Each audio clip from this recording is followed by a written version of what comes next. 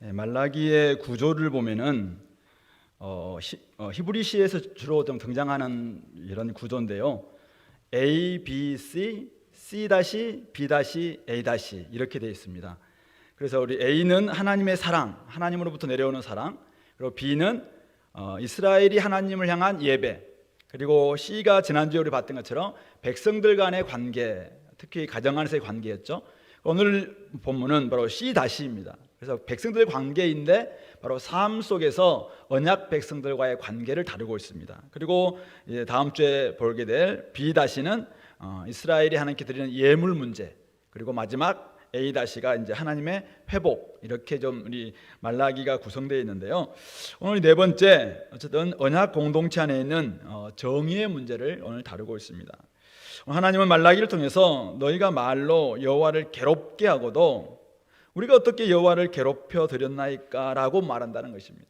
이렇게 이야기하면서 이는 여호와는 모든 악을 행하는 자를 좋게 보신다. 도리어 그들이 하나님께 기쁨이 된다.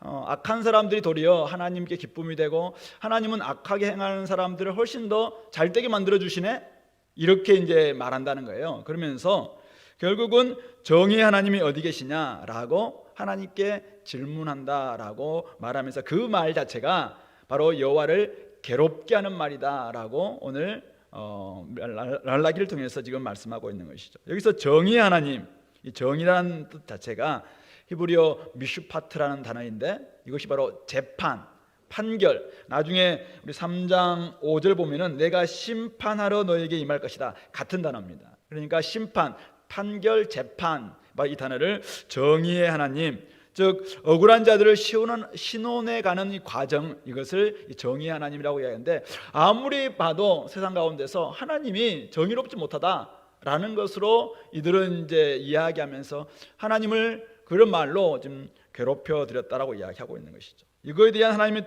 대답이 3장 1절부터 6절 말씀입니다. 그래서 세 가지로 말씀하시는데, 첫 번째는 내가 나의 사자, 나의 사자란 말이 이게 말라키거든요. 이 말라기도 오늘 이제 하나님의 사자인데, 바로 하나님의 사자를 보낸 후에 갑자기 그의 성전에 주님께서 임하신다라고 이야기하고 있죠.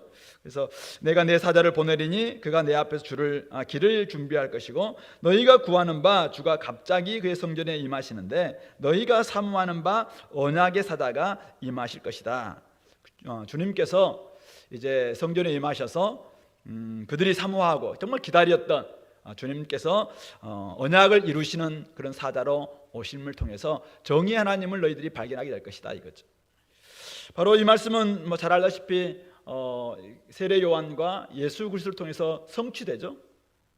어쨌든 우리 주의 사자로서 세례 요한이 와서 많은 백성들에게 회개하고 또 회개에 합당한 세례를 받고 주님을 맞이할 것을 이야기합니다.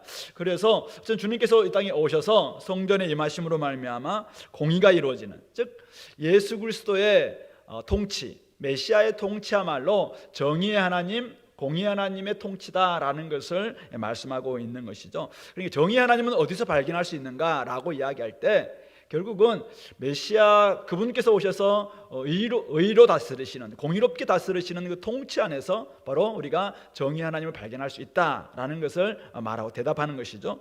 두 번째는 그가 임하시는 날 누가 능히 당하며 그가 임하는 때 나타날 때 누가 능히 설 수 있겠는가? 그분은 어떤 목적으로 오십니까? 두 가지 목적인데, 첫 번째가 2절, 3절, 4절에 나와 있는 것처럼 정결케 하기 위한 목적으로 오신다라는 것입니다. 그래서 금을 연단하는 자의 불, 그리고 표백하는 자의 잿물과 같이 금을 연단할 때 우리 원석을 이제 캐서 연단하면 어떻게 됩니까? 그 안에 있는 불순물들 다 제거하고 이제는 금이 만들어지는 이런 과정이죠. 재련의 과정인데 바로 그것처럼 불순물을 제거합니다.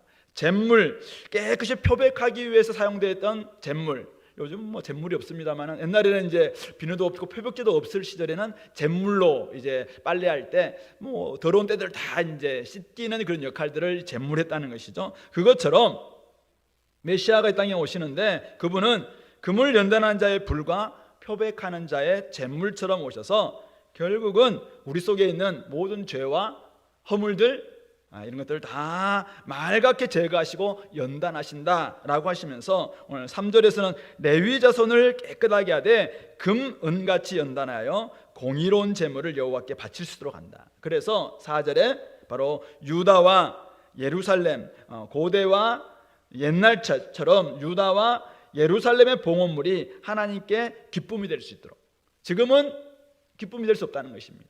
지금은 전혀 그들의 삶이 죄로 물들어 있기 때문에 공의롭지도 않고 정의롭지도 않고 삶 자체가 우리 앞에서 봐왔던 것처럼 엉망진창이거든요. 지금 다 관계가 깨어져 있는 가운데서 하나님께 드리는 그 예물 자체가 하나님께 기쁨이 될 수 없다는 것이죠. 그러므로 하나님이 오셔서, 바로 주님이 오시면은 공의 하나님, 정의 하나님은 결국 오셔서 우리를 먼저 죄를 맑게 씻겨주시는, 정결케 하시는 주님으로 오신다라고 이야기하고 있는 것이죠.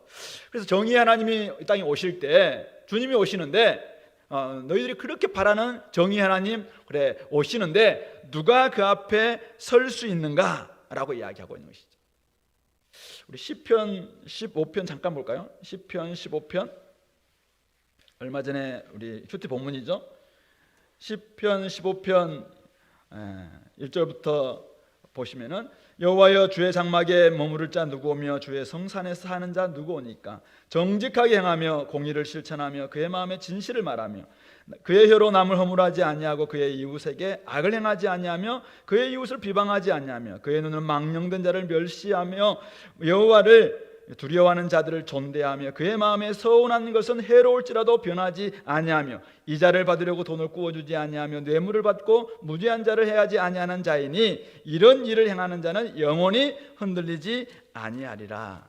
누가 주의 장막, 주님 앞에 설 수 있습니까? 바로 언약 백성답게 깨끗하고 서로의 관계 속에서 온전한 사람만이 주님 앞에 설 수 있다는 거죠.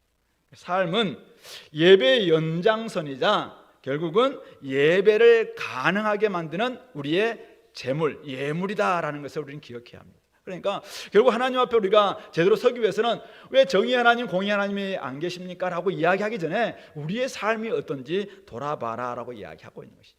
철저히 깨끗하게 된 자만이 바로 그런 사람이 드리는 예물 하나님께 기쁨이 된다. 그런 하나님이 올 텐데 너희들이 설 수 있겠냐? 라고 지금 질문하고 있는 것이죠. 세 번째, 바로 주님께서 임하시는데 심판하기 위해서 임하신다. 5절에서 그렇게 이야기합니다. 재판을 하기 위해서 오시는데 재판장으로 오실 뿐만 아니라 마지막 절에 5절 마지막 부분을 보세요. 그런 자들에게 속히 증언하리라. 하나님 오시는데 재판장으로 오실 뿐만 아니라 증인이 되셔서 오십니다. 그래서 우리의 삶의 모습들을 하나하나 다 감찰하시고 다 이제는 점검하셔서 이제 재판하실 때, 공의로 재판하실 때 그 증언자가 되어 주신다고 이야기합니다. 어떤 일을 행했습니까? 이들은 근데 점치는 자, 간음하는 자, 거짓 맹세하는 자, 품꾼의 싹에 대하여 억울하게 하고 과부와 고아를 압제하고 나그네를 억울하게 하며 여호와를 경외하지 아니하는 자들, 그들에게 속히 증언하신다. 재판장님께서 공의롭게 재판하실 때, 정의롭게 재판하실 때 바로 하나님께서 다 목도하셨던 것, 그거 하나하나 그들에게 폭로하시면서 너희 이런 죄 때문에 너희들은 이런 심판 받는다라고 말씀하시겠다는 것입니다. 여기에 사용되고 있는 이 단어들이 다 우리 성경에 잘 나와 있지는 않습니다만 분사 구문이라고 합니다. 분사. 근데 지금도 여전히 진행되고 있는, 여전히 지금도 점치고 있고, 지금도 간음하고 있고, 지금도 억울하게 하고 있고, 지금도 사회적 약자들에 대해서 그냥 배려하지 않는 그런 삶에 대해서 하나님은 다 보고 계시고 결국 그들에게 하나님이 공의로 심판하실 때 정의되어 주신다라고 말씀하고 있는 것이죠. 그러므로 여호와를 경외하지 아니하는 자들은 명심해야 합니다. 정의 하나님이 오시면은 그분은 정의롭게 판결하실 겁니다. 그리고 증인이 되셔서 바로 그들의 행위를 낱낱이 밝히실 겁니다. 하나님은 그때 공명정대하신 분이시죠. 그래서 어떤 이렇게 쏠림이 없습니다. 권력을 가지고 있든 돈이 많든 또 그 사람이 잘생겼든 그런 거 전혀 보지 않으시고 그분이 증인이 되셔서 보셨던 그대로, 그 행위 그대로 그것으로 가지고 판단하시는 분이 공의 하나님이시다라고 말씀하고 있는 것이죠. 바로 그분께서 심판하기 위해서 정의의 하나님으로서 오신다라고 말씀하고 있는 것이죠. 이것이 하나님의 대답입니다. 우리는 이 말씀을 통해서 한 두 가지 정도 우리가 보기를 원합니다. 먼저 그들의 질문이죠. 정의의 하나님은 어디 계시냐라고 불만 섞인 질문을 이들이 왜 하고 있느냐 이거죠. 하나님의 공의가 전혀 실현되지 않는 것에 대한 불만이었죠. 눈에 보이는 사회가, 눈에 보이는 현실 자체가 너무 공의롭지 못하다는 것입니다. 악을 행하는 자가 하나님의 눈에 좋게 보이고 기쁨이 되는 것처럼 보이는 이 현실 자체가 하나님이 정의롭지 못하기 때문 아니냐라고 그들은 질문을 했습니다. 사회가 언약 공동체, 포로 귀한 공동체들이, 우리 지금 느헤미야, 에스라 시대라고 생각해 보십시오.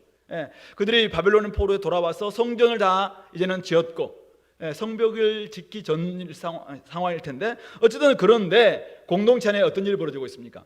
점치고 있습니다. 가정이 깨어지고 간음하고 있습니다. 거짓 맹세, 맹세했던 거 다 거짓으로 치부하기도 하고, 재판을 한다면은 자기의 유익을 위해서 형제를 더 해야 하는 이런 거짓 증언도 하는 이런 모습입니다. 아무런 제약도 받지 않고 이렇게 하고 있습니다. 품꾼의 싹을 주지 않습니다. 일했으면 싹을 줘야 되잖아요. 근데 주지 않습니다. 고아와 과부뿐만 아니라 나그네를 억울하게 하면서도 죄책감 전혀 갖지 않는 이런 현실 보니까 하나님이 안 계시는 것 같아요. 하나님이, 정의 하나님은 계시지 않는다라고 이야기를 하고 있는 것이죠. 우리는 이런 모습을 우리 시편 73편에서 발견할 수 있죠. 잠깐 볼까요? 우리 시편 73편, 아삽의 시로 잘 알려져 있는 우리 시편 73편을 보시면은 구약 854페이지, 나는 2절 보니까 나는 거의 넘어질 뻔하였고 나의 걸음이 미끄러질 뻔하였다라고 하면서, 왜냐하면은 이는 내가 악인의 형통함을 보고 오만한 자를 질투하였습니다. 그들은 4절, 죽을 때에도 고통이 없고 그 힘이 강건하며 사람들이 당하는 고난이 그들에게는 없고 사람들이 당하는 재앙도 그들에게는 없나니 교만이 그들의 목걸이고 강포가 그들의 옷이고 살찜으로 그들의 눈이 솟아나며 그들의 소득은 마음의 소음보다 많고, 쭉 이야기를 하면서 너무나도 이 땅 가운데 떵떵거릴 뿐만 아니라 죽을 때도 남부럽지 않는 이런 모습으로 호상으로 죽더라는 거죠. 그랬을 때 그가 미끄러질 뻔하고 사실은 넘어질 뻔했다, 신앙 잃을 뻔했다라고 이야기하고 있는 것이죠. 그런 그가 17절 보시면은 하나님의 성소에 들어갈 때야 그들의 종말을 내가 깨달았다라고 이야기하면서 하나님이 그들을 파멸에 던지셨다라는 것을 알게 됩니다. 그래서 마지막 28절에 하나님께 가까이함이 내게 복이라, 내가 주 여호와를 나의 피난처로 삼아 주의 모든 행적을 전파리다라고 그의 태도가 완전히 바뀌는 것을 우리가 볼 수가 있습니다. 결국은 아까 우리 15편은 다윗의 시고 오늘 73편은 아삽의 시입니다. 시대는 정확히 모르겠어요. 그러나 어쨌든 어떤 시대든 이런 모습이 없지 않았습니다. 우리 하박국도 마찬가지였고, 이 유다가 멸망하기 직전 그때도 사실은 악인들이 득세하는 이런 모습들은 굉장히 많았습니다. 그런데 오늘 이 말라기 시대 때 이들이 지금 하나님을 괴롭게 하는 말을 하고 있는 이 말투에는 시인 다윗이나 아삽이 고백하고 있는 이런 하나님의 모습이 아닙니다. 이들은 하나님에 대해서 거의 하나님을 부정하는 말입니다. 하나님은 계시지 않는다, 정의 하나님은 안 계신 것 같다. 그러니까 하나님 옆에 나와서 하소연하면서 하나님, 이 땅을 보니까 너무 하나님이 계시지 않는 것 같습니다라고 고백하면서 회개하는 마음으로 하나님을 좀 와서 우리를 살려달라고 하는 이런 고백이 아니라, 정말 현실을 바라보면서 우리를 현실을 보니까 회복되면은 예루살렘 성전이 회복되는 것처럼 회복이 나야 되지 않습니까?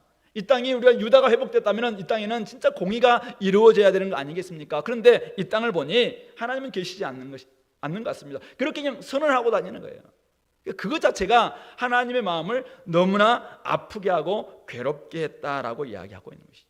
그러니까 하나님께 나와서 기도하면서 하나님, 세상을 보니까 너무나 답답하고 그래서 하나님 좀 오셔서 다스려 주십시오 라고 하는 것은 신앙의 고백이죠. 그건 기도입니다. 그러나 하나님께 나오지 않습니다. 나오지 않고 다니면서 자기는 선민이라고 이야기했죠. 나는 구원받았다고 이야기하면서도 하나님이 계시지 않는다. 야, 세상 봐라, 어디 하나님이 있냐? 정의 하나님, 좋은 말 어디 하나님이 그런 말이 있어? 어떻게 하나님이 계셔? 라고 이야기하면서 그냥 믿는 사람이라고 하면서 하나님을 더 괴롭히는 말을 한다는 거예요. 이거는 불신입니다. 이거는 불평이고, 이거는 하나님에 대한 사실은 믿음 없는 것이고, 결국 하나님의 부재를 선언하는 것과 같은 것이죠. 시편 14편 1절에서 어리석은 사람은 하나님이 없다라고 이야기한다고 했습니다. 근데 하나님 어떤 분이십니까? 14편 2절 보면은 하늘에서 인생을 굽어 살피시는 분이라고 이야기합니다. 공공연하게 살아계시는 하나님을 오늘 이 말라기 시대 이 사람들은 대놓고 하나님을 괴롭게 말합니다. 괴롭히고 있다는 것이죠. 공의 하나님을 이들은 부정하고 아예 그냥 하나님이 안 계신다라고 이야기하는, 그냥 말에서 자기의 말은 그렇게 하면서 신앙생활을 하겠어요? 말은 그렇게 하니까 신앙생활 자체도 다 깨어질 수밖에 없었다는 것입니다. 하나님께서 용납하셨기 때문에 이런 사회가 된 것 아닌가라고 하면서 사회 탓을 바로 하나님 탓으로 돌리고 있었다는 것이죠. 바로 문제의 근원이 이들은 자신들에게 있다기보다는 정의의 하나님, 그분께서 지금 역사하지 않기 때문에 이렇다라고 말하면서 하나님께 대한 불신과 불평의 말, 원망의 말로 이렇게 하는 것. 결국 이것은 사실은 어리석은 자들이고, 이것은 정말 어리석은 사람이 하나님이 없다라고 말하는 시편 14편에 나와 있는 정말 어리석은 사람처럼 선을 행하는 것이 하나도 없는, 다 치우쳐서 악을 행할 수밖에 없는 정말 육에 속한 사람들, 세상 사람들이 하는 이런 고백을 그대로 하는 것이다라고 이야기하고 있는 것이죠. 그러므로 이런 질문들, 우리는 하나님께 얼마든지 질문할 수 있어요. 우리는 얼마든지 하나님께 나와서 기도할 수 있습니다. 여러분들이 넋두리, 하소연, 여러분들이 막 울면서 하나님 정말 우리에게 해달라고 하나님께 원망의 말을 할 수 있어요. 그러나 하나님께 나오지 않으면서 이렇게 하나님을 부정하고 하나님이 없는 것처럼, 계시지 않는 것처럼 떠벌리고 다니고, 이것은 정말 하나님을 아프게 하는 말이고 괴롭게 하는 말이다라는 것을 우리는 알 수 있다는 것이죠. 하나님 오늘 우리에게 기대하시는 바가 무엇일까? 그것은 한마디로 신약성경에서 표현한다면 하나님을 사랑하고 이웃을 사랑하는 태도, 즉 언약 백성다운 의로움을 하나님은 우리에게 기대하십니다. 그런데 언약 백성으로서 하나님이 의롭기 때문에 여러분들도 의롭게 되기를 원한다라고 이야기하지만, 아무리 하나님이 기대하고 기다려도 어렵게 되지 않는 그런 사회, 그런 삶 어떻게 하십니까? 로마서 1장에 나와 있는 것처럼 내버려 두십니다. 그러면은 결과는 뭐예요? 오늘 말라기 시대에 경험하고 있는 것 같은 이런 아프고 괴로운 현실이 될 수밖에 없습니다. 그러니까 의의 백성들이, 하나님의 언약 백성들이 더 잘 살고 의롭게 살고 하나님을 사랑하고 백성들을 사랑하는, 하나님이 기대하셨던 이런 의로운 삶을 살아내야지 이 땅 가운데서 공의가 이루어지고 하나님의 살아계심들이 드러나야 나는데, 우리가 그런 백성이 되지 못하고 그렇게 살지 못하면서 늘 하나님께 탓하고 하나님을 원망하고 하나님 불평해 본들 사회가 새롭게 되느냐, 언약 관계가 새롭게 되느냐? 아니라는 말씀입니다. 그런 모습은 결국은 예배마저도 형식적으로 될 수밖에 없고, 그래서 그냥 부정에서 나오는 부정한 예물을 하나님께 드리는 거예요. 전혀 온전치 않는 삶에서 나오는 온전치 못한 제물을 하나님께 드리는 것입니다. 그런 예배는 결코 받지 않으시죠. 결국 문제는 뭐냐면은 하나님의 사랑을 느끼지 못하는 우리 첫 번째 질문이었죠. 하나님은 그들을 사랑함에도 불구하고 그 사랑을 느끼지 못하는 데서 오는, 그러니까 이들이 예배가 잘못되는 것이고 가정에서의 가장 기본적인 관계가 깨어지는 것이고, 그래서 그 결과가 사회 모든 사람들 관계 속에서 깨어질 수밖에 없는, 즉 문제는 우리에게 있다는 거예요. 바로 우리 자신에게 있음에도 불구하고 그렇게 살지 못하는, 하나님 언약 백성답게 살지 못하는 우리 자신에게 있음에도 불구하고, 그래서 가정을 깨어지게 만들고 상호관계를 깨어지게 만든 우리 자신에게 문제가 있음에도 불구하고 정의 하나님 어디 계시냐? 그렇게 말하는 것, 그렇게 불평하고 불만을 내세우면서 세상에 나가서 하나님의 부재를 선언하고 선포하는 것, 이것은 불신이고 결코 우리가 해서는 안 되는 모습이다라는 것을 우리는 사실은 깨닫게 되는 것입니다. 다시 한번 말씀드리지만은 여러분들 오늘 민수기 36장에서 그 므낫세 지파의 지도자들이 나와서 그렇게 막 질문하는 것처럼 정직한 질문 얼마든지 할 수 있습니다. 시편 오늘 며칠이죠? 17이죠. 17편에서 시인이 이야기했던 것처럼 의로운 호소 얼마든지 할 수 있습니다. 의의 백성들이 하나님께 나와서 호소하는 것 얼마든지 하나님들은 용납하시고 다 수용하시고 그렇게 하라고 성경은 이야기합니다. 그러나 불의와 불법과 부정이 판치는 사회를 보면서 하나님 탓해서는 결코 안 된다는 것이죠. 이런 사회를 보니 하나님은 없다. 그는 세상 사람들이 하는 말입니다. 이런 세상을 보니 하나님, 공의 하나님은 우리 땅에 관심이 없다. 그것은 정말 어리석은 사람들이 하는 호소고 선언이고 선포고 말이라. 그런 말들은 진짜 하나님의 마음을 아프게 하는 말이라는 거죠. 자기 집안이 좀 어렵다고 해서 밖에 나가서 우리 집은 아버지가 개판이야, 맨날 아버지 막 욕하고, 이거는 자식이 힘이 아니라는 것입니다. 자기는 가족이 일원 아닌가요? 그러면은 얼마든지 지금 왜 아빠는 이런 우리 삶을 살게 됐을까? 왜 우리 가정은 이렇게 되었을까에 대해서 함께 고민하고 함께 아파하고 함께 부둥켜 안을 수 있는 이런 모습들이 필요한데, 그냥 사회를 바라보면서 하나님 탓하고 그렇게 이야기하는 것 자체가, 그런 불평은 하나님을 괴롭히게 하는 말일 뿐이다라고 말씀하고 있는 것이죠. 그러므로 이런 때일수록 순서는 뭔가? 우리 자신들을 돌아봐야 돼요. 다시 한번 말라기의 순서를 돌아보십시오. 내가 가장 기본적인 관계에 있어서 올바로 되어 있는가? 그리고 내가 하나님께 올려드린 예배가 올바로 되어 있는가? 무엇보다도 하나님으로부터 주시는 그 사랑이 내가 올바로 되어 있는가? 이거 점검해야지 결국은 오늘 우리의 이 땅에서 우리 관계들이 새롭게 회복될 수 있는 것이죠.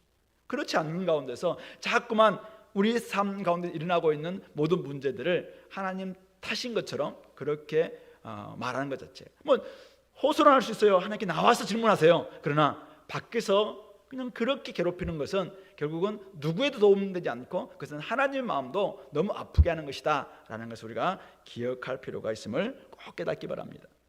두 번째는 오늘 하나님이 주시는 이 대답에서 우리가 한번 깨달아야 될 바가 무엇입니까? 하나님, 정의 하나님 이 땅에 오시겠다는 거잖아요. 사실은 이미 오셨어요. 이미 오셨고 이 땅 가운데 의의 통치가 이루어지고 있죠. 하나님 나라가 이루어졌지만은 아직 완성된 것은 아닌 이런 세상 우리가 살고 있습니다. 그런데 마지막 지점 때 우리 주님께서는 진짜 정의 하나님으로 증인이 되셔서 이 땅에 오실 거예요. 그때 제대로 그 앞에 설 수 있겠는가라고 주님께서 묻고 계십니다. 상하 관계가 깨어짐으로 상호 관계가 깨어져 있는 이 사회, 그 속에서 사람들은 정의 하나님을 발견할 수 없다라고 이야기를 했습니다.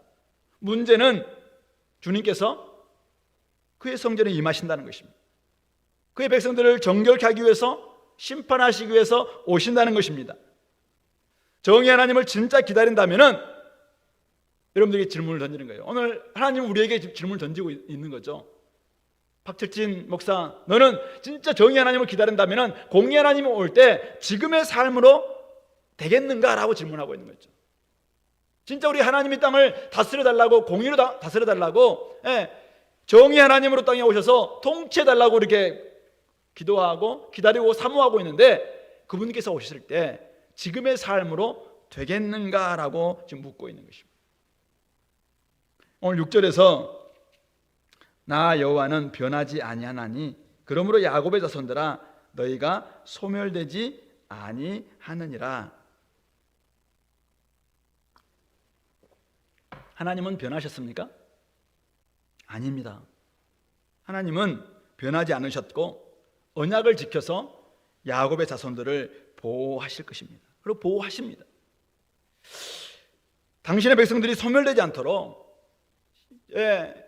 끊임없이 지금 정화시키고 정결케 하고 심판을 통해서 이들을 회복하기를 원하시는 것이 하나님의 마음입니다. 하나님은 지금 여기서 심판하겠다라고 이야기하는 자체가 그냥 이런 말도 하지 않고 오셔서 바로 심판하시면 되잖아요. 근데 내가 가서 심판하겠다라고 이야기하는 것은 뭐예요? 바꾸라는 거잖아요. 지금 삶을 바꾸라는 태도입니다. 그래서 하나님은 지금도 끝까지 당신의 백성들을 보호하기를 원하시는 거예요. 소멸되지 한 사람도 하나님은 멸망되기를 원치 않고 계세요. 그것이 하나님의 마음이고 그것이 하나님의 신실하신 성품입니다. 문제는 뭡니까? 백성들이 변했다는 것입니다. 우리가 변한다는 것입니다. 백성들이 현실과 환경을 탓하고 마음을 바꿉니다. 하나님에 대한 태도를 바꿉니다. 신앙의 깊이를 더 얕게 만듭니다. 상황이 어쩔 수 없다는 것입니다. 요즘 환경 자체가 이게 예배가 되겠습니까? 라고 이야기하면서 그것 때문에 우리가 예배를 그냥 건성으로 드리기 시작한다는 것이죠. 마음이 상해서 사람들이 변하는 것입니다. 네. 하나님은 여전히 신실하십니다. 하나님은 이 땅을 그대로 지금 회복하기를 원하고 계세요. 결국 그들이 악을 버리고 하나님을 제대로 경외하기만 한다면 주님이 언제 오시든지 정말 하나님을 경외하는 백성들은 아무도 멸망당하지 않고 다 구원 얻게 될 것입니다. 그런데 당시 이스라엘 어땠습니까? 우리가 앞에서 봤다시피 제사장은 제사장대로 엉망이었습니다. 백성은 백성대로 언약 백성으로서의 책임을 방기했습니다. 이방 민족과 결혼했고 어려서 취한 아내를 버리기도 했습니다. 하나님께 드리는 예물임에도 불구하고 형식적으로 드림으로 봉헌물을 하나님이 정말 기쁘게 받을 수가 없는 거예요. 11절 우리 다음 주에 보겠지만 11절 드린다고 하면서도 그냥 상하고 흠이 있고 막 이런 것들을 골라서 그냥 전혀 이렇게 드리고 있는 것이죠. 하나님에 대한 경외와 공경이 전혀 없는 이런 예배를 드리는 것입니다. 영성은 점치고 가정에서는 간음하고 사회 속에서는 거짓 맹세하고 그리고 직장에서는 남의 품삯을 가로채고 사회적 가장 약자인 보살펴라고 그렇게 말씀하셨던 고아와 과부와 나그네들을 억울하게 하고 압제하는 이런 모습, 이것이 그들의 모습입니다. 하나님의 공의, 하나님의 정의와는 정반대의 삶을 살고 있으면서 정의 하나님이 어디 있습니까? 라고 말하는 것이 얼마나 이것이 겁을 상실하는 것입니까? 자기 할 도리, 즉 이것을 의라고 이야기합니다. 언약 백성으로서 자기 할 도리, 이게 바로 의롭다란 말인데 자기 할 도리는 하지 않으면서 쉽게 하나님을 원망하고 말로 괴롭히고 있는, 요즘 미세먼지가 한 번씩 우리 얼마 전에도 중국이 갑자기 뭐 청정 하늘을 보였다고 이야기하잖아요. 이번에 코로나로 말미암아 코로나 역설 해가지고 막 정말 하늘이 막 보이고 600km 떨어져 있는 히말라야 산맥 에베레스트산이 보이기도 하고 이런 일이 벌어졌다고 이야기하잖아요. 근데 평소 때 미세먼지 가득한 하늘을 보면서 정말 자기의 위에도 태양도 잘 보이지 않는 하늘을 보면서 하나님은 왜 하늘을 이렇게 창조했습니까? 라고 이야기하는 것과 같다는 말씀이에요. 우리가 다 그렇게 만들어놨잖아요. 우리의 탐욕이 이렇게 만들어놓고 왜 하나님은 하늘을 이렇게 만들고 왜 이 땅에서는 정의가 없게 만들고 이렇게 이야기하는 것 자체가 우리의 도리, 우리가 해야 될 의는 전혀 하지 않은 채 하나님의 의만을 바라고 있는, 이건 너무나 잘못된 태도임을 오늘 우리에게 묻고 있는 것입니다.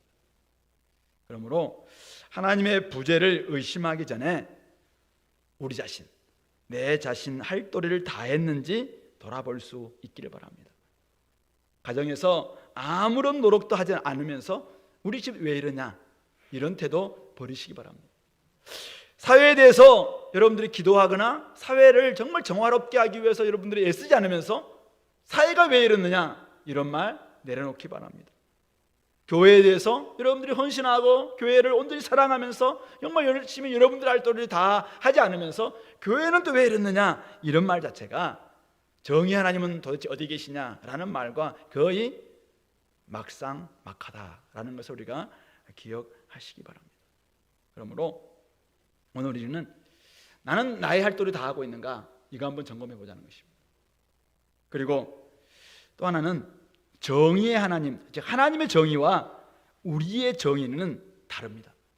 그리고 하나님의 정의는 하나님께서는 그분의 정의를 다 하실 거예요. 그분의 공의를 다 하실 겁니다. 그리고 우리는 우리의 공의를, 우리가 해야 될 공의를 다 해야 합니다. 하나님의 공의는 무엇입니까? 성경은 오늘 이야기합니다. 하나님께서는 상대적인 깨끗함을 통해서 의를 드러내시는 분이 아닙니다. 그분은 주의 사자를 먼저 보내시고 또 직접 그분께서 오셔서 정결하게 하시고 심판케 하심으로 말미암아 모든 죄와 허물과 이런 것들을 다 도말하는, 그래서 표백제가 되셔서 또 불을 연단하는 불이 되셔서 모든 죄악들을 다 깨끗이 씻으시는 분이 하나님의 공입니다. 그래서 우리 인간은 다 치우쳐서 한 사람도 이 하나님의 공의에 맞을 사람이 없어요. 그래서 구원받을 사람은 한 사람도 없는 거죠. 그래서 하나님께서 하신 일이 뭡니까? 바로 예수 그리스도, 그분을 통해서, 그분의 십자가의 죽음을 통해서 하나님의 공의를 이루시는 것이 하나님의 공의이고, 그것이 바로 복음에서 일어난 하나님의 정의입니다. 메시아를 통한 의의 통치 안에서 우리는 하나님의 정의를 발견할 수 있다는 것이죠. 죄를 정결케 함으로 바로 그 정결된 사람들이 드리는 공의로운 제물을 받기를 원하십니다. 그런데 우리에게는 우리가 어떻게 정결케 될 수 있냐 이거죠.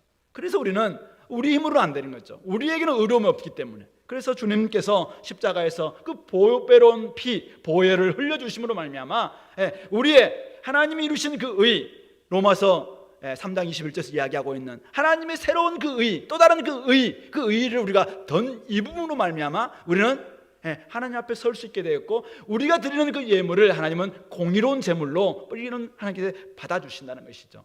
하나님은 온전한 의, 어떠한 흠이나 어떠한 악이나 죄가 정말 포함되지 않는 깨끗한, 정말 순수 표백된 그런 의를 하나님은 원하십니다. 그래서 우리 인간의 의로는 안 된다는 거예요. 그래서 하나님이신 그분께서 바로 이 의를 이루신 것이죠. 바로 그래서 그 의 안에 들어온 사람만이 살게 되는 것, 이것이 바로 복음이 말하는 하나님의 공의입니다. 그렇다면은 하나님이 공의를 이루셨기 때문에 우리는 그러면 아무것도 필요 없느냐? 오늘 이 말라기에서 이야기하는 것이 무엇입니까? 바로 하나님의 정의, 하나님은 어디 계시는가? 하나님 대답은 뭐냐면은 우리가 복음 안에서 이루는 의로운 삶 속에 하나님이 계신다라고 이야기하는 거예요. 자기 백성들을 신실하게 구원하신 십자가에 하나님의 공의 하나님, 정의 하나님은 계십니다. 뿐만 아니라 메시아 통치 안에 통치를 받는 우리의 삶 가운데서 바로 공의 하나님, 의의 하나님은 우리와 함께하고 계시는 것이죠. 무슨 말씀입니까? 하나님과의 온전한 관계 속에서 의롭게 된 바로 의인 우리가, 하나님이 우리에게 기대하시는 바가 뭐예요? 에베소서 2장 10절에서 이제는 하나님 만드신 바라 우리에게 원하시는 것은 이제는 새로운 백성이 되기를 원한다는 것이죠. 하나님께서 원하시는 선한 일을 하는 친백성이 되는 게 하나님께 원하시는 거예요. 여기서 선함을 원하는 했는데 이 선이 뭔가요? 그 하나님의 뜻입니다. 바로 하나님의 의를 우리가 이 땅 가운데서 실현해내는 것, 이것이 바로 선이고, 결국 우리가 그것을 의롭게 행한다라고 이야기하는 것이고, 그때 우리의 통치 속에서, 우리가 메시아 통치 안에서 이루는 우리의 삶을 통해서 결국 정의 하나님은, 공의 하나님은 우리와 함께하고 계신다라고 말씀하고 있는 것이죠. 그러니까 상호관계, 하나님과 우리의 관계가 온전케 된 사람들이 상호관계 안에서 하나님의 나라를 온전히 실현해낼 때 그곳에 하나님의 즉 정의 하나님이 우리와 함께하고 계신다라는 것을 기억한다는 것이죠. 굉장히 어렵습니까? 어렵진 않죠. 말을 제가 좀 어렵게 하긴 했는데, 한마디로 말해서 뭡니까? 오늘 본문의 말로 쓴다면은 오늘 5절의 말을 바꾸면 됩니다. 오늘 우리가 어디에서 하나님의 의를 발견할 수 있는가? 어디에 공의로운 하나님을 발견할 수 있는가? 물론 점치지 않고 간음하지 않고 거짓 맹세하지 않고 품삯을 제대로 주고 이렇게 한다고 해서 구원받는 건 아니에요. 그러나 구원받은 백성들이 자기의 할도를 다하면서 정직하게 말하는 겁니다. 구원받은 백성들이 자기 할도를 다하면서 품삯을 줘야 될 일꾼들에게 제대로 품삯을 주는 것입니다. 하나님의 언약 백성들이 고아와 과부와 정말 이 땅에서 아무도 돌봐주지 않는 나그네들이 찾아올 때 그들을 배려하는 것입니다. 억울한 사람들, 권력 가지고 있다는 이유 때문에 그들을 더 억울하게 만드는 것이 아니라 제대로 재판하는 거예요. 그래서 그들을 바르게 판단해 주는 것이죠. 바로 그 가운데 가족을 사랑하는데 가족 공동체 안에서 제대로 우리는 간음하지 않고 새로운 실사 부부관계 이런 거 없어요. 우리는 그대로 성경에서 이야기하는 대로 사랑하는 이런 모습을 보일 때 그 안에 정의 하나님이, 의로운 하나님께서 계신다. 바로 그것이 바로 우리가 행해야 될 공의이고 우리가 행해야 될 정의인 것이죠. 하나님은 어디 계십니까? 정의 하나님은 어디 계십니까? 이 땅에 통치에 계십니다. 근데 어디 계시냐면은 백성들이, 구원받은 백성들이, 하나님과 의롭게 된, 의인된 구원받은 백성들이 서로 상호관계 안에서 우리가 해야 될 의로운 행위를 온전히 행하는 그곳에서 정의 하나님은 함께하고 계시다는 것입니다. 왜 세상 사람들이 정의 하나님이 어디 계시냐라고 볼 수 없는 이유가 뭔가요? 우리가 정의롭지 못하기 때문에, 우리가 그것을 보여주지 못하기 때문에 그렇다라고 오늘 말라기 선지자는 우리에게 말씀하고 있는 것입니다. 말씀을 정리합니다.